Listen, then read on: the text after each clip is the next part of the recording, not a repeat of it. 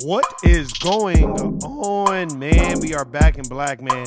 I'm doing a special one today, man. Shout out to my brother, David. My brother, my bad, man. My bad. I was handling some business. I had texted him. I know he wanted to do a live. And man, my day be going by so fast, man.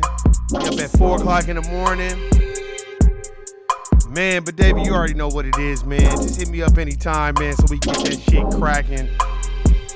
Shout out to everybody out there, man. Shout out to Tasha, Shawnee, Erica, James Youngblood. Shout out to everybody out there, man. Tasha, all y'all, man. Handling business, man. You know, you get excited when you... I get excited when, you know, I do the podcast and I'm speaking to people that work just as hard, if not harder than me. You know what I mean? People that work hard like you or work harder than you, you'll be excited to talk to them. So I appreciate everybody out there, man. We just doing a special little podcast. I had some free time, so I was like, man, I'm gonna do a special one today. Maybe I'll do one tomorrow. Look, I can't go live. I don't know how. Maybe David or somebody can fix me, man. I got this MacBook Pro. I'm not really computer savvy like that, but it doesn't allow me to go live no more. I guess I gotta update my OS system for Mac. I could always take it to Apple, but I don't feel like being bothered with that shit, man. I ain't really had the time. You know, I feel like I'm going back to my roots. I'm not showing my face. I'm uploading it, and I'm not doing live, so I kind of like it. Then people can kind of watch whenever they want. I only want the people that watch that I really fuck with. I don't really care about everybody else, man. We're going to get into it, man. We're going to talk about a lot of things today. We're going to talk about the eye in the sky. Let's get into it. Man. I'm gonna read this article. Hold on. Let me see what CNN is talking about. You know, cause man, these motherfuckers ain't playing no motherfucking games. We're gonna talk about the eye in the sky. We also gonna talk about this man who shot this unarmed black man in this Airbnb in San Jose, Mark Walters. We're gonna get on that shit too. We're gonna talk about this. I got a little bit of time today, so we definitely gonna talk about this shit. Let's see what CNN has to say. Let's see. All right. Turn this down a little bit, man. Yeah. Let's see. Biden says he wants balloons shot down as soon as possible. President Joe Biden said the mission to shoot down a suspected Chinese spy balloon off the East Coast Saturday was successful, and that he had ordered the Pentagon to knock the aircraft out of the sky as soon as it was safe to do so. On Wednesday, when I was briefed on the balloon, I ordered the Pentagon to shoot it down. On Wednesday, as soon as possible, the president told reporters in Hagerstown, Maryland. They decided without doing damage to anyone on the ground, they decided that the best time to do that was as it got over water. Within a 12-mile limit, they successfully, look, I can't even speak, successfully took it down, and I want to compliment our aviators who did it. The president added, as if that was a recommendation from the national security team. Biden reiterated, I told them to shoot it down. They said to me, let's wait for the safest place to do it. He's like, fuck it, I just shoot the motherfucker down. So, hold on, let's see. Twitter user Divine Pace captured video of the takedown of the suspected Chinese surveillance balloon off the coast of Carolinas. Let's see.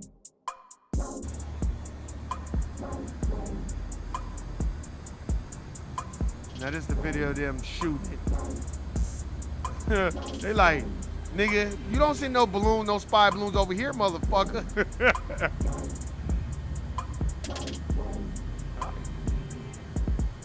I guess, man.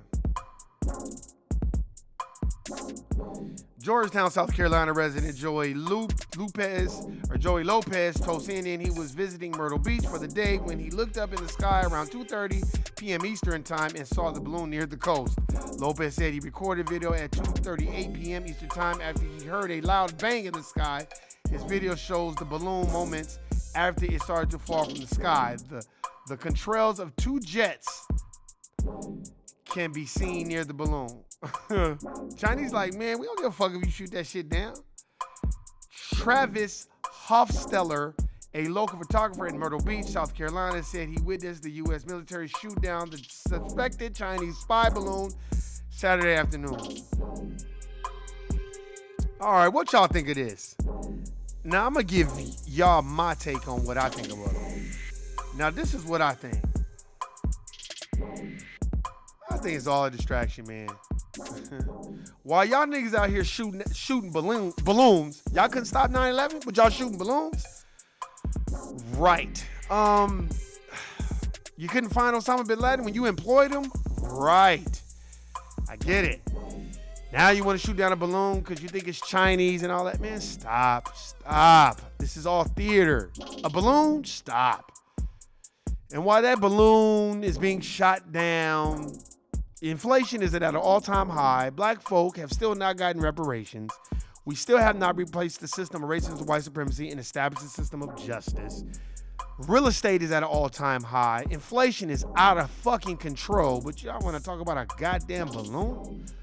Okay. I think this is the moment where you say, God damn, man, they must think we are just the dumbest motherfuckers on this planet. And that's what I think too. You know what I mean? And it is the eye in the sky. We don't know. They could have set that balloon out there. I don't know. We got conspiracy theories, whatever. I want to talk about this to relate it to what the fuck is really going on. While that shit is going on, we got the dominant society at these core plantations going out of their way to treat black folk like shit. We have black folk at these core plantations that are going out of their way to treat black folks like shit. So we have to fight ourselves. Then we have to fight other racial groups. Right? Other racial groups are praising our culture. They are using our culture to make money. But you, as black folk, can't dress up in a cowboy hat with some cowboy boots and a buckle and sing mariachi music. No, you'd be kicked the fuck out of that culture. But here it is, all the other racial groups, you got your Latinos, you got the Asians, you got everybody. They come amongst our culture, they make money off our culture, and then they going about their fucking business. That's the shit that I'm tired of seeing. You know, everybody's so worried about Russell Westbrook and Kyrie Irving getting traded. My question that I'm going to ask you today and tomorrow and everywhere else, how much money are you getting off that trade? How much money are you making when people are like, yeah, man, we just got Kyrie Irving. You don't own the Lakers. You don't own the fucking Lakers. Let me remind you, Magic Johnson is the greatest Laker to me that ever played for the Lakers. And look at how they treated Magic Johnson. Oh, my bad. They treated him like a nigga. I just want to know when we're going to start to wake up and understand what's going on. As I ride around Las Vegas, Nevada, I'm like, wow. You know, this is not Las Vegas, Nevada. This is Las Vegas, California. There's way too many people out here. You know, utilities. Look, let me tell you something. This is what's so cold. Nevada Power can hike up the goddamn power bill 3 times in one fucking year. Nobody complains. Nobody says anything. Nobody's like on their councilman or the Clark County commissioner like, hey, y'all making it unaffordable for Las Vegans that have been here for years. Nobody's putting the pressure on them. But let me tell you something. When we wake up and understand, hey, this entertainment is here for them, not for you. You are their entertainment. That's why your Sambos, your Mammies, your Coons, you're telling about the gun lines, your Hayward Shepherds, your Stephen from Django's, they are the eyes in the sky. They're the motherfuckers that go back and report what the fuck is going on.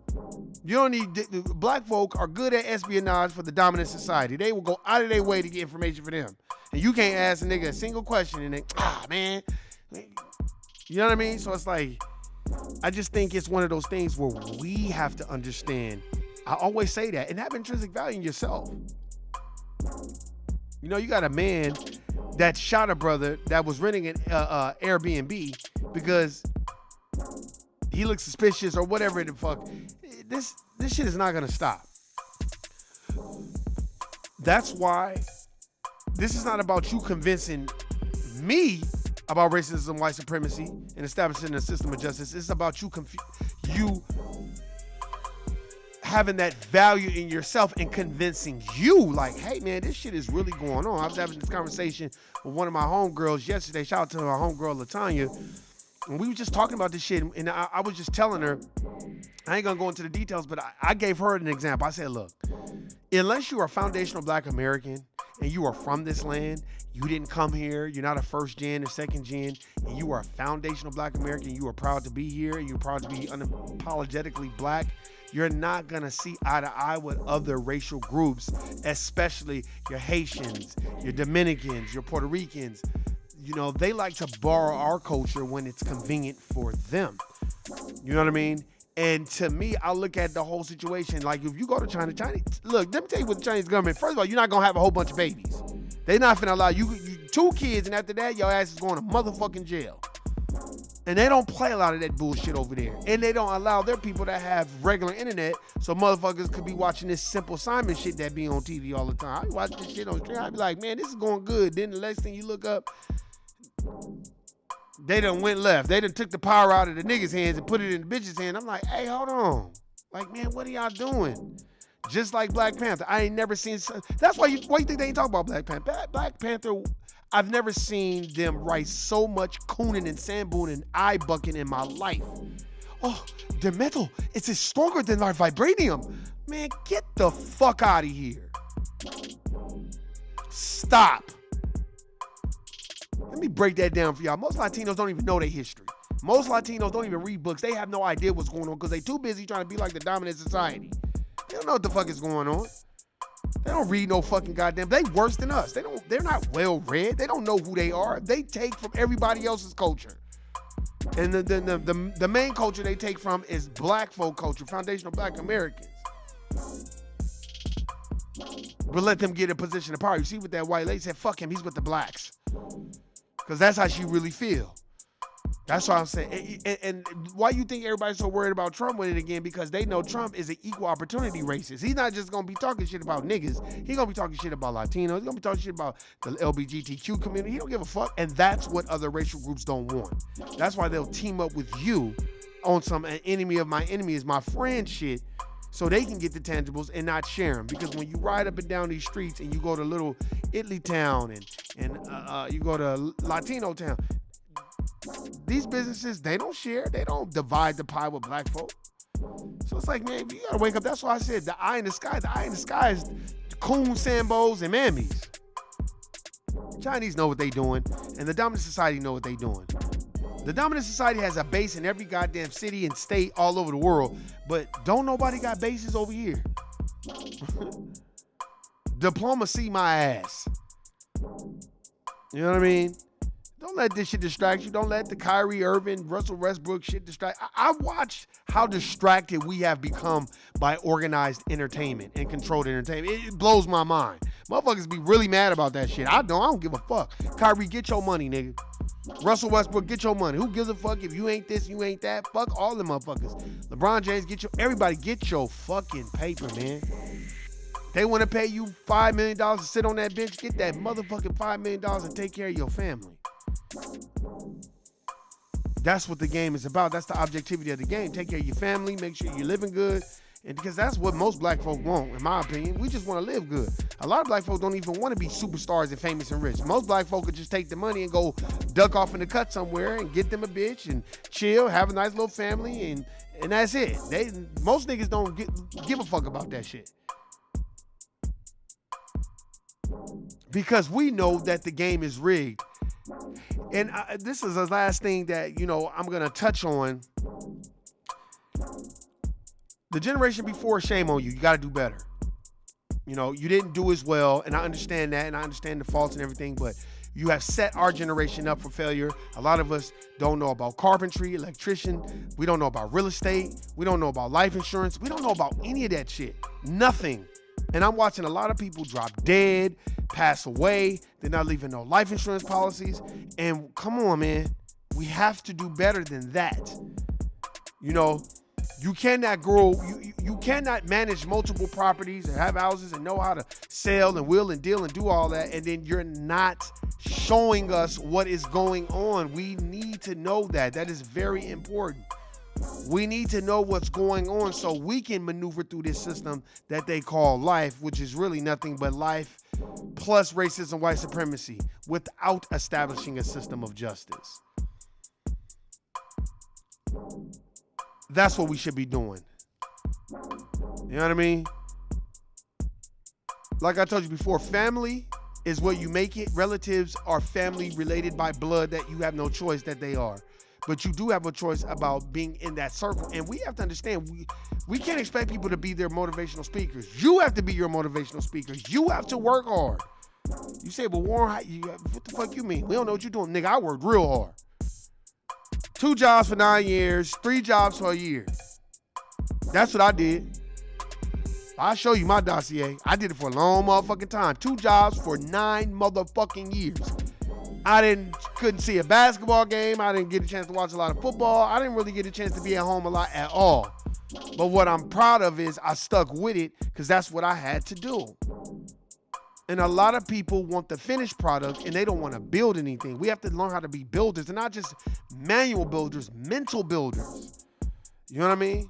Shout out to Nuke, shout out to Roxanne, shout out to everybody. That's why I got love and respect for Nuke. When I went to her with this podcast, she was like, no, let's do it. But she busy. She got shit going on. That's what happens. Change is constant. And at first I was like, well, shit, maybe I shouldn't do it.